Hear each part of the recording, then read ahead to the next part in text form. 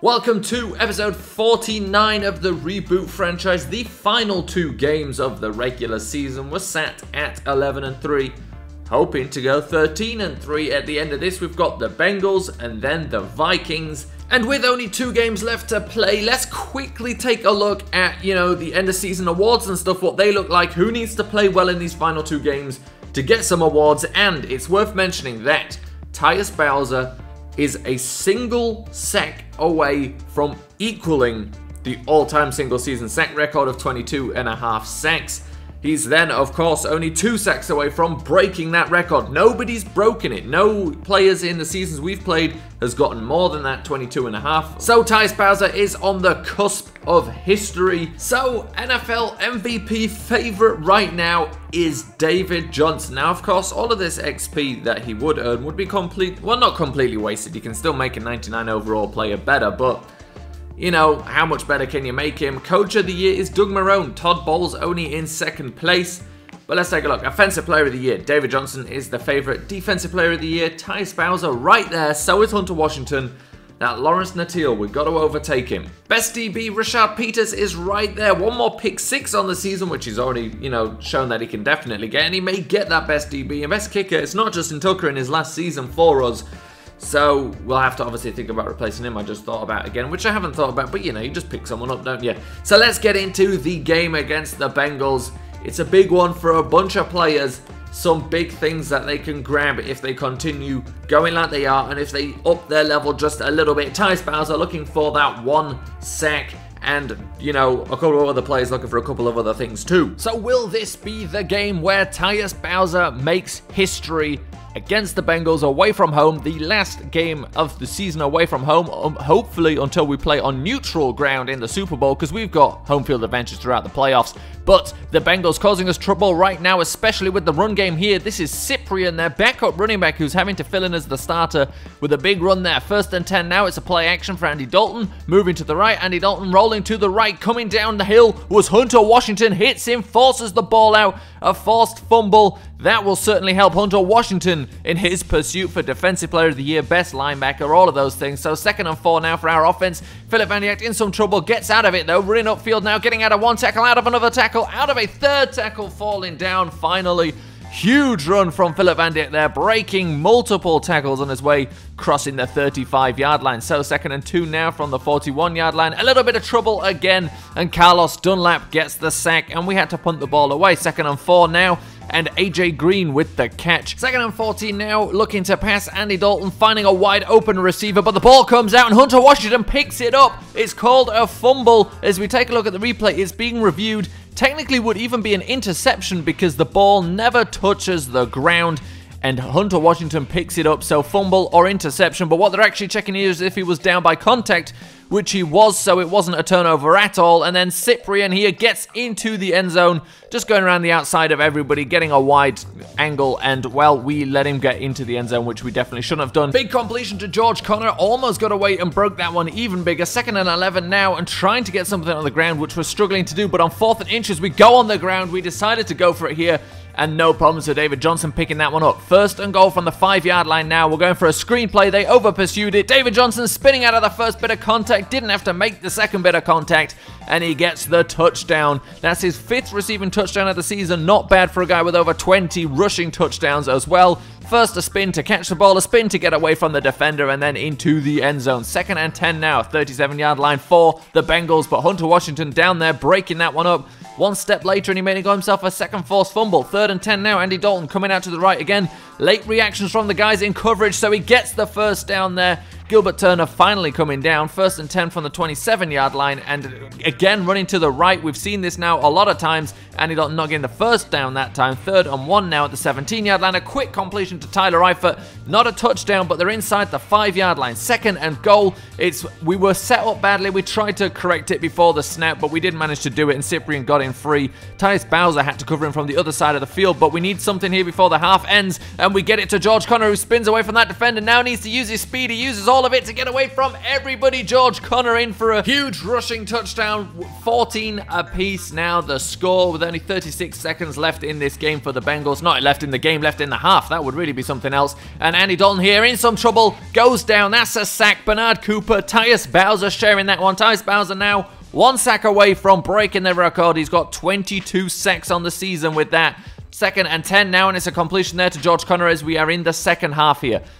Play action to David Johnson, rolling to the right, finding DeMarcus Parker downfield for that first down. A big completion. 3rd and 20. Trouble for the offense, except for the fact they left Kurt Weeks wide open, uncovered, and he's in for the touchdown. So we now lead 21-14. A 42-yard touchdown for Kurt Weeks. 2nd and 10. And they go for a screen here, but Casey Jacobs would not let himself be blocked and makes that tackle. 3rd and 14 from the 34-yard line, and again Dalton moving to the right, getting himself just enough time to complete there. 3rd and 11. This time looking left to AJ Green, who's making people miss. Keon Hardwick finally bringing him down. 3rd and 3 from the 7-yard line as the third quarter expires. Andy Dalton is into the end zone. We weren't able to stop him, and now the game is still tied. 21 apiece this time, and Ashley Stokes with a nice catch on the sideline there. 2nd and 7. We're moving the ball downfield. It's a completion to David Johnson. David Johnson fighting through the first bit of contact, but losing the ball on the second bit of contact,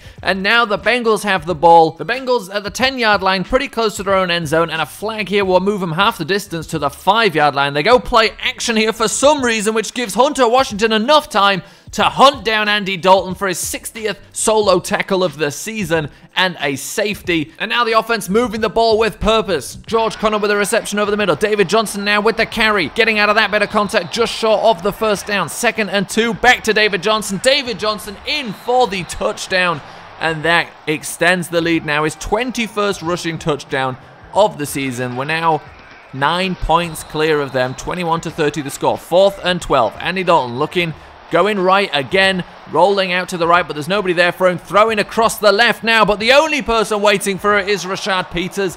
Technically would have been better to knock it down, but it doesn't help his best DB candidacy, so it's a fair enough interception there considering that, and we don't have to worry about it as we get a first down here, which allows us to now run the clock out with this final run by David Johnson. But David Johnson finding some space here. I don't know if he should go in for the touchdown, if he could have done, but we win the game. The media team would have liked to apologize for a lack of sound on the field, right? Obviously part of that game didn't have sound, but let's take a look at the end of game stats. A very good game, I would say. It was close at one point, but then we kind of, finished that pretty quickly. One turnover when we wouldn't have wanted it, but, that can happen. But Philip Van Dijk, great day today. 275 yards, 84% completion percentage, 2 touchdowns. David Johnson with 23 attempts, 137 yards and a touchdown. George Connor with 1 attempt, 67 yards and a touchdown. And Philip Van Dijk with 1 attempt and 26 yards. Then receiving, and I just saw there, they said 1 broken tackle. He broke 2 or 3 on that one run. That's, not quite the case with the 1 broken tackle. Then receiving, George Connor, 8 receptions, 98 yards. David Johnson, 433 and a touchdown. Kurt Weeks, 475 and a touchdown. Ashley Stokes, 2 for 35. DeMarcus Parker, who I think, have I been calling him Devontae Parker? I don't know. DeMarcus Parker. Probably been saying his name wrong. 2 for 27, and then Tariq Cohen, 1 for 7. Then defensively, let's take a look at who led the team in tackles. It's 3 guys. Marlon Humphrey, Kewan Hardwick, and Hunter Washington. Sacks, 1 for Hunter Washington. Somehow, the half sack hasn't been counted. Was it, I think Bernard Cooper and Tyus Bowser shared a sack and it hasn't been counted. So who knows what that's about, but Rashad Peters got himself an interception. Is that enough to make him the favorite for best DB? It should be. He already is. Well, he should be the favorite, but you know what I'm saying. 1 forced fumble for Hunter Washington. Is that enough to make him Defensive Player of the Year, best linebacker? Who knows? Obviously, it's just competing with our own player for that. And of course, a safety for Hunter Washington. You'd like to see it happen after that. So just some players to scout before we can move on to next week. So here it is, the final game of the season. And let's take one final look at who can win what. Defensive Player of the Year. I don't know how close it is. Maybe it's not even close, but he had a great game and he's still only in 3rd place. Jermaine Illuminor could bring it up to be the best O-lineman. The best D-line, we don't really have anyone that can be up for that. Tyus Bowser is the best linebacker, still Hunter Washington behind him. And the best DB finally getting recognition there.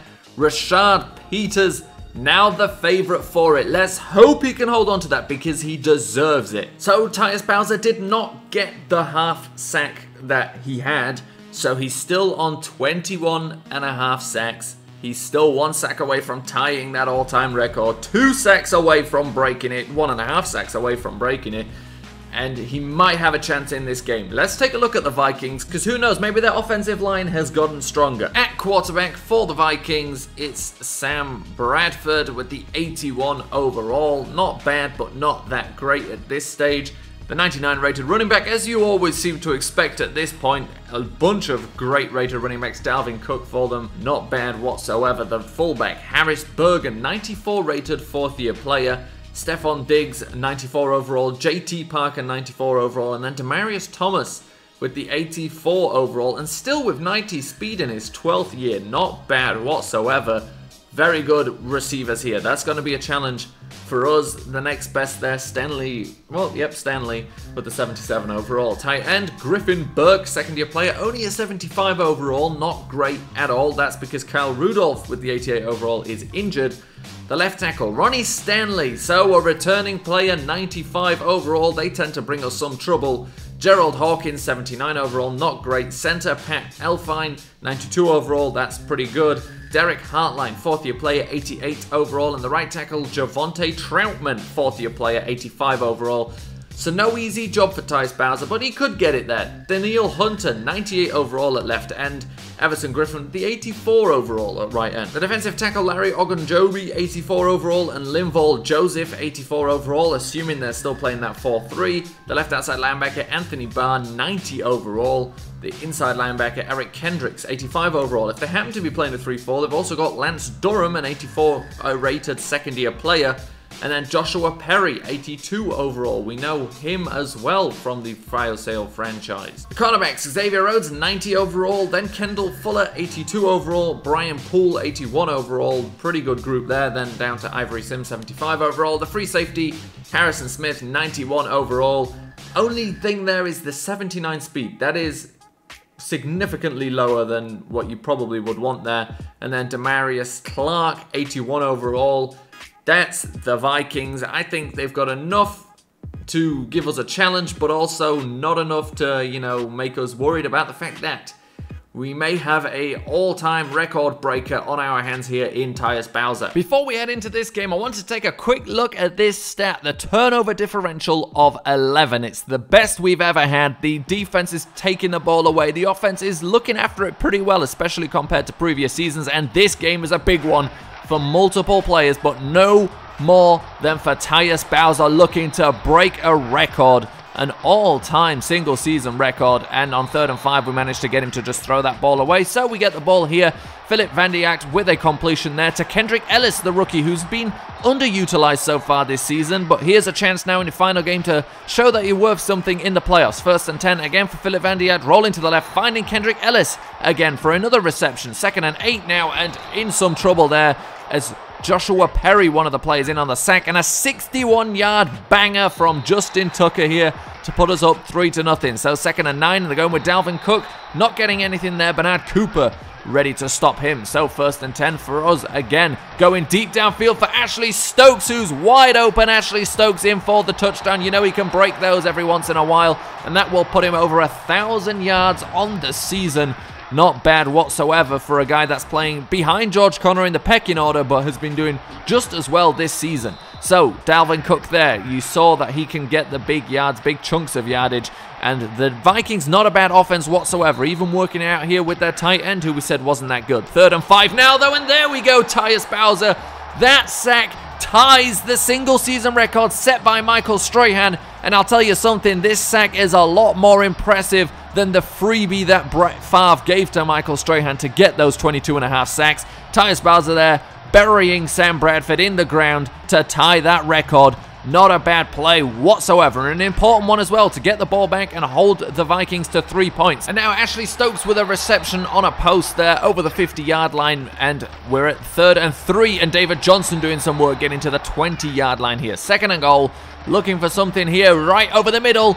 George Conner getting the touchdown there, getting hit straight away, but holding on. Harrison Smith, the guy that hits him, so not a bad player either. And now Dalvin Cook He's the central piece of this offense in this game, and he is making us pay for a couple of things. First and goal, they go for Stephon Diggs, and they get the touchdown against Marlon Humphrey. It's just a fade, and they get it, and we tried to go here for a quick screen on 3rd and 3, but it didn't work out for us, so we decided to go on 4th and 1 because they wanted to take that timeout. They wanted the ball back before the half expires.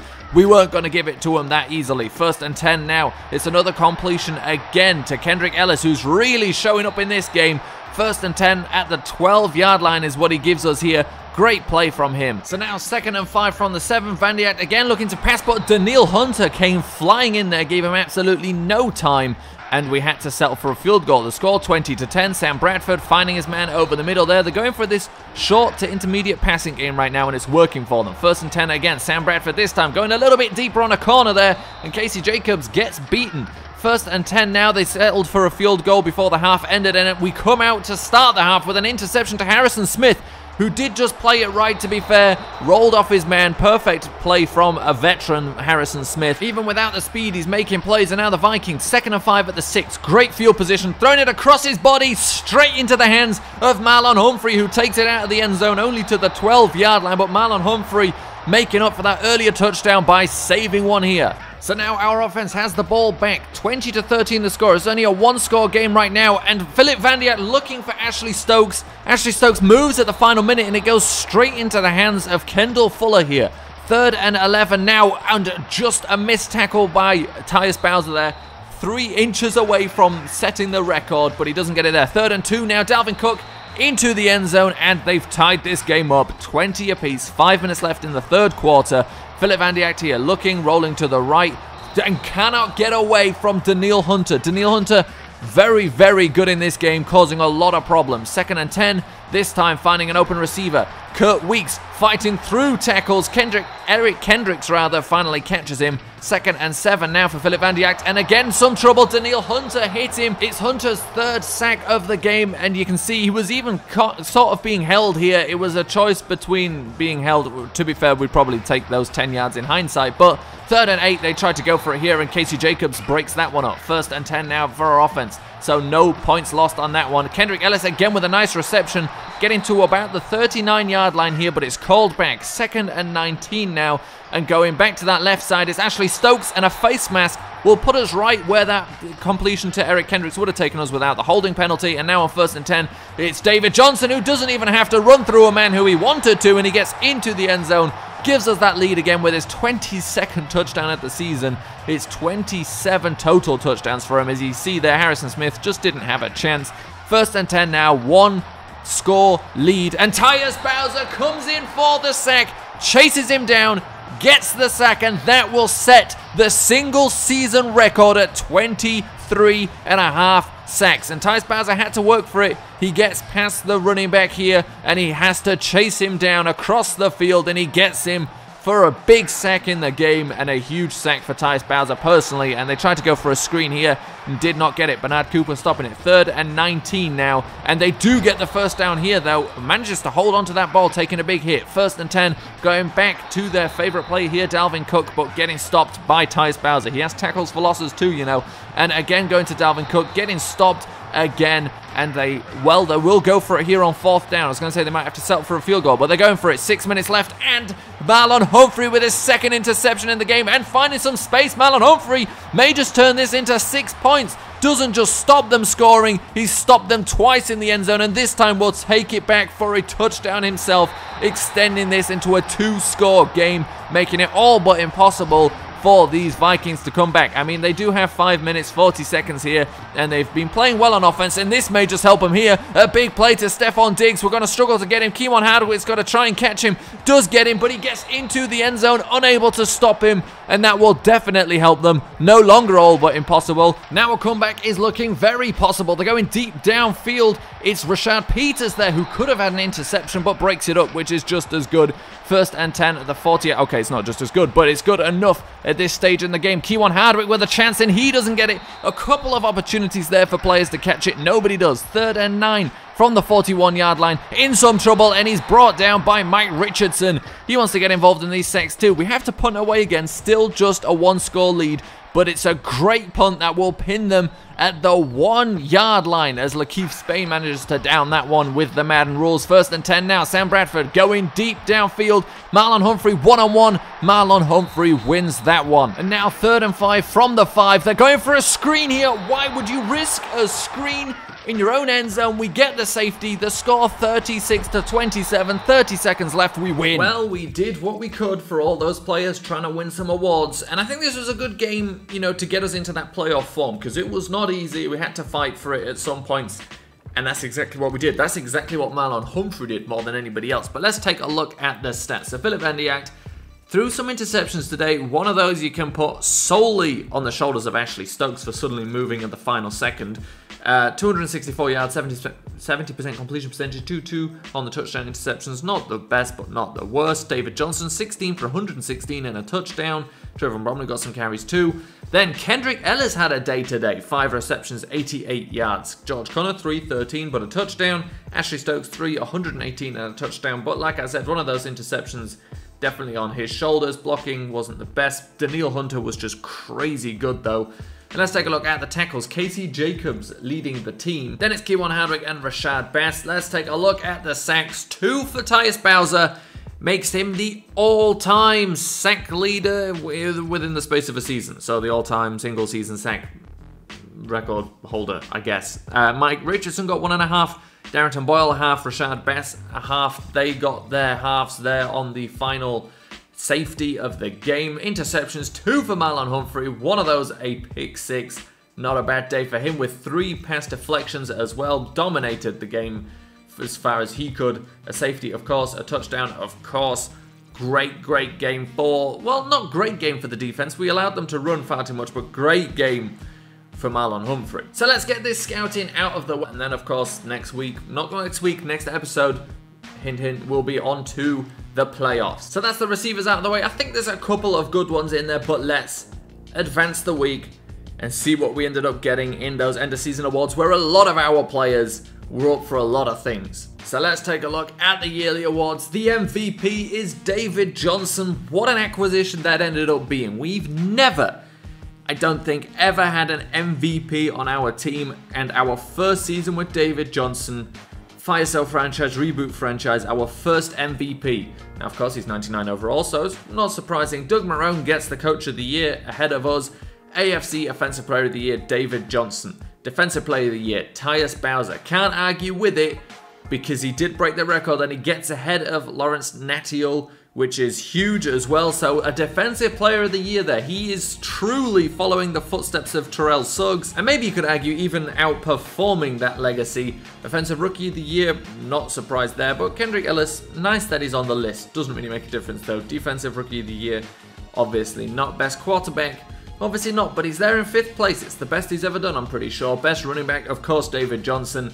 Best wide receiver, we didn't expect it this year because Ashley Stokes got over 1,000 yards, George Connor got over 1,000 yards, and of course when you split that between 2, and to be fair, Carlos Henderson is good. We've had problems with him in the past.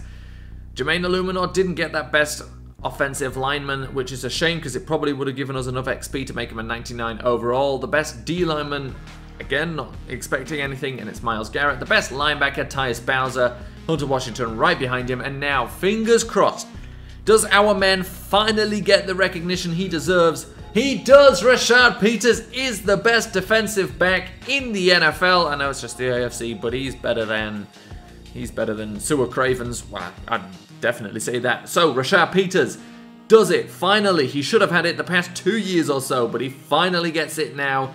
Marcus Peters right behind him, so it's a Peters affair up there, and the best kicker is Ryan Newhart. Justin Tucker only gets 2nd place, but it doesn't really matter because we've got to let him go this season. And there we go. This has been an incredible franchise in the fact that we've had an offensive and defensive Rookie of the Year, same time, same team. This year we've got an offensive player and defensive player of the year, same team, as well as the MVP, as well as everything else. This team is primed for the playoffs. Of course it is, but all of these players you can expect to see a little bit better than usual in the playoffs, because you can see why. They've all got a lot of experience they've built up over the season.